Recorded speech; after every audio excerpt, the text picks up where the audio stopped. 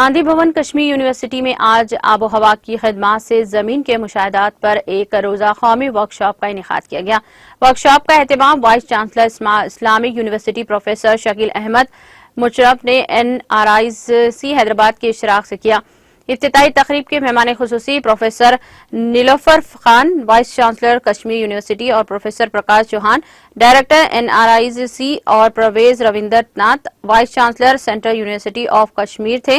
Workshop में Islamic university, Kashmir university और central university of Kashmir के फैकल्टी मेंबरान और कई कौमी इदारों के स्कॉलर्स और साइंसदानों ने भी शिरकत की।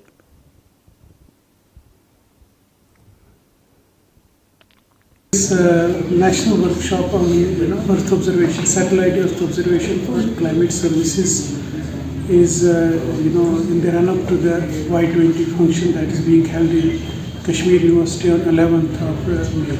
And this workshop is being organized by National Remote Sensing Agency, ISRO, Kashmir University, and Islamic University of Science and Technology in collaboration.